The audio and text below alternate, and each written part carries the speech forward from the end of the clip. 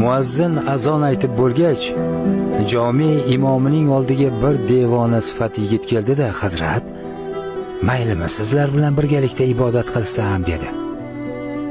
Imomning bu devonani xafa qilgisi kelmadi. Rozilik berdi. Faqat namozxonlarga xalaqit bermagin o'g'lim. Burchakroqda ibodat qila qol dedi. Devona sifat yigit qisinibgina bir burchakka borib o'tirib, jomega yig'ilayotgan odamlarni diqqat bilan kuzata boshladi. Namozxonlarga oldiniga havas bilan tikilayotgan yigitning avzoyi birdan o'zgara bordi. Endi u har bir kishiga ko'zlarini katta-katta ochib, hayratlanib qarar. Nigohlarida goh achinish, goh qiziqish, goh alam zohir edi. Oxiri ortiga tisarrila jomedan chiqib ketdi. Namoz boshlangan vaqtda esa yelkasida bir bog' o'tin bilan xalloslab qaytib keldi. Turtinib-surtinib bir burchakka o'tdi-da namoz boshladi. Har sajdaga borganida yelkasidagi o'tinlar taraqlab tushar. Namozxonlarni rohatsiz etar, atrofda bezovtalik boshlangan edi. Namoz tugadi.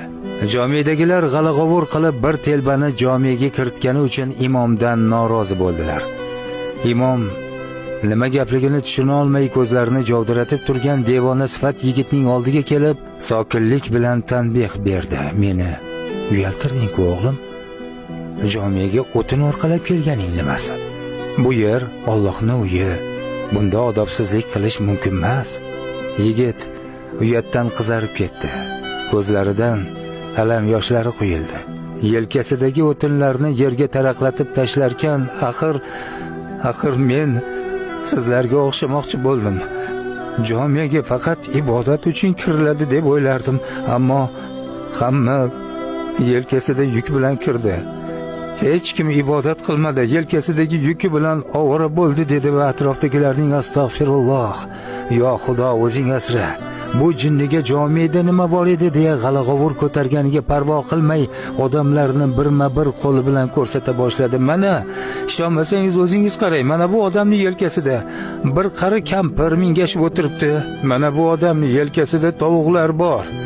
Bunisi yelkasiga chiroyli bir juvonni o'tkazib olgan.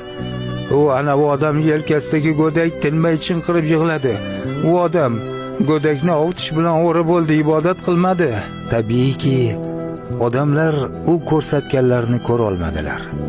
Jumladan imom ham.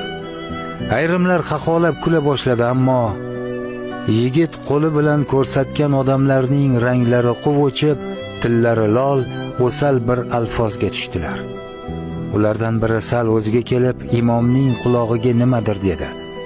Imom oldiniga "Yo'q, rostdanmi?" dedi hayratlanib va biroz o'ylanib turgach, sekin yigitning oldiga yaqinlashib so'radi. "Aytchi o'g'lim, meni yelkamdayam biror yuk bormi?"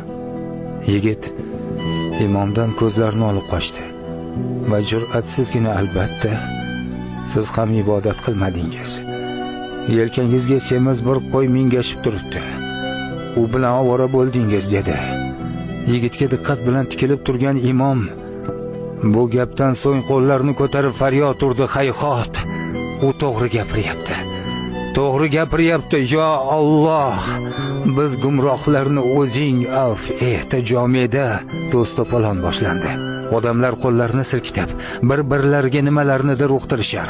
Kimdir silkinib unsiz yig'lar, kimdir boshini changallab o'tirar. Imom esa cho'kkalab qolgan. Tinimsiz "O'zing kechir, o'zing kechir" der edi.